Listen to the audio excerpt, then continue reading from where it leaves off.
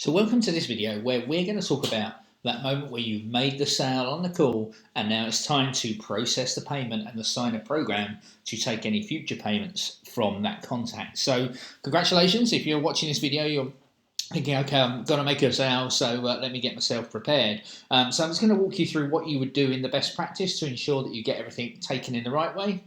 And also you limit the amount of aggravation of back and forwards with cards and stuff with clients. So what we're going to do is the first thing you need to do is when you're on the call, and again, watch the support video about how you do the calling through the system. But whether you're using our system or whether you're using your own mobile phone or whatever, what you want to do is go in obviously to the contact as you are when you're speaking to them. And the first thing we need to do is get their card information to put into the system. And you can see here, it's got a little red triangle because there's no cards. So what we're going to do is go to cards, and it's basically three steps. There's cards, there's a program, and then you'll see the payment come through. So the first thing we need to do is add the contact card. Okay, so what I'm going to do here is just add in a card number. So I'm going to take their card details, going to take the expiry date and the CCV number at the back. And again, if there's any problems with it, we just click Save Card. Now, if it doesn't actually go through, it means there's a problem. They've given you the wrong card number or something like that, okay? So basically, the card is now added to their profile, okay? So we have a card. We can see it's done, okay? Also, just for your records, it assigns them what we call a Stripe ID, so we know it's valid, etc. So we're all good, okay? So you must have a valid card in the system before you can set up any payments with them, okay? Now, the next thing we need to do then, it's only really two steps. The next thing we need to do is go to Programs and basically assign a new program. Now, in another video in support, you'll see about under finance, how to set up your programs, but you'll see here I've got three variations of the program. I've got the deposit, the payment plan, or the pay in full. Now, if someone just wants to pay in full, very simple. I just click on pay in full. I've set the payment up already. I'm basically going to say, right, it's £2,000. There's no recurring payment or whatever. They just want to pay in full. So just put I'll just put in here program. And what's most important is this: whenever you're taking a payment on the phone, and we recommend taking that first payment, either a deposit or pay in full, whilst they're on the call, you can do that very easy inside this system because the call window will still be open, so the connection will still be live. Obviously, if you're on a mobile or whatever, you can easily do this just talking through the laptop. Essentially, then what's going to happen is that now you're going to process that payment, and you must tick this box, take payment now. Now, the reason we have that is that it will immediately go directly to the processor and try and process the payment immediately whilst you're on the phone and give instantaneously a message back to say it failed or it passed. Now, be aware, particularly when you're doing pay in fulls or bigger volume deposits, it quite likely could be that the bank may, not want to let that authorization through, in which case you can say to the person on the other end of the phone, okay, I've just tried to build your card, Mark, for £2,000. Come back that it's been blocked for whatever reason. It will tell you if it's been declined. Now, I probably think it's probably just to do with your bank. So could you, whilst you're on the phone now, just give the bank a call so we can then process this payment whilst I've got you on the phone?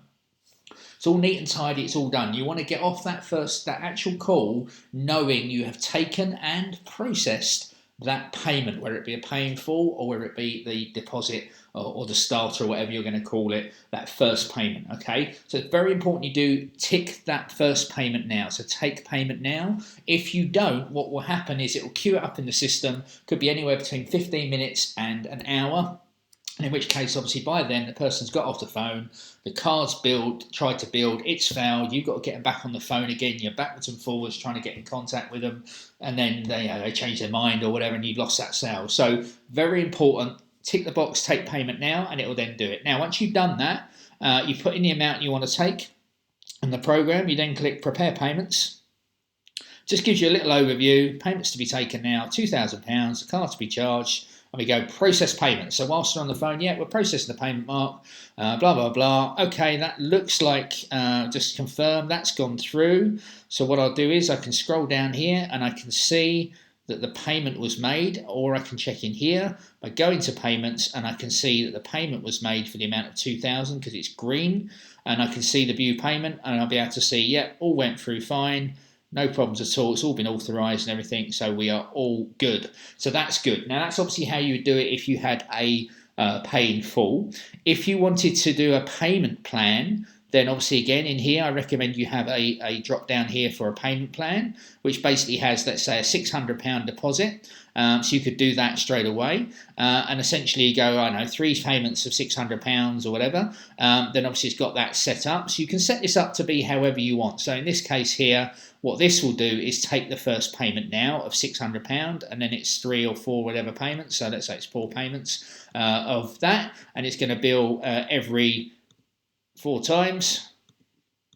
Okay, and you can set a specific time. So again, you can put in a time in there like that, and essentially put in their program like so. Okay, so again, what this is going to do is take that first payment straight away and then queue up the other payments for 4 months at £600. Okay, if I didn't want to do that and I just wanted to make it a non-recurring payment like the pay in full one and do it as a deposit or whatever, I can do that. But I recommend thoroughly we do it in one go from there. I don't know, wrong, didn't I? So it should be that one. Yeah. Oh.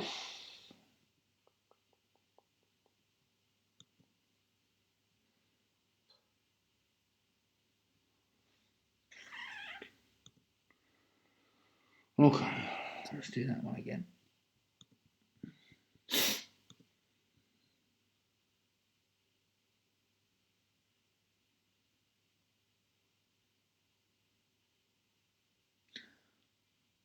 Okay, so what I now recommend is, if you wanted to do it as a payment plan, is you want to basically take a payment straight away, like the pay in full, but now it's only a smaller amount.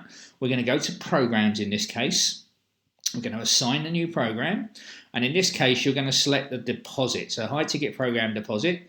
And all this very simply is, it's a bit like the pay in full, but it's just a deposit. So we can see here, it's going to untick that. So we're just going to say £500 for the program deposit, like so. And again, you can put in any reference you want in here, company name, whatever. Again, ensure the payment is taken now. So again, when you're on the call, you're either going to assign the full program pay in full, or you're going to assign a deposit. Okay, because it just makes it easier and quick to do it on the phone. Whereas if you're trying to input all the details, work out the payment schedules, put it into the system, the client's going to get the ump, and obviously it's not really ideal. So we want to be as slick as we possibly can. So we can basically go, right, take payment now. We've got the card in the system already.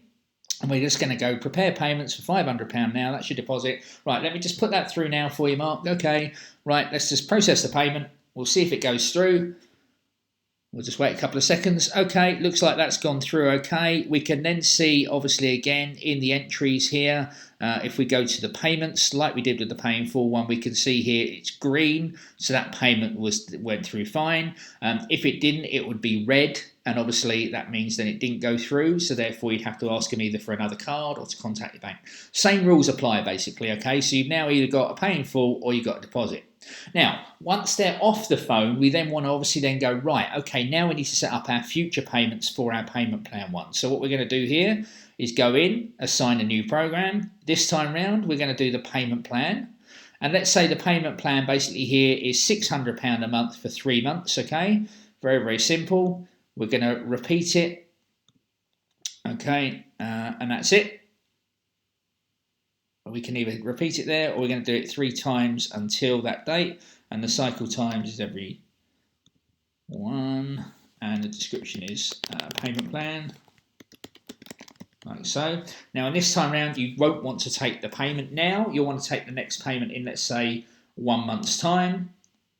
So we select November, so we do December, and that's the date. So you can see here now, just on here, we're going to basically recur every. On this one here, we just want to change it to every 1 month for 3 times. Okay, so just to be clear on that, double check your program setups always.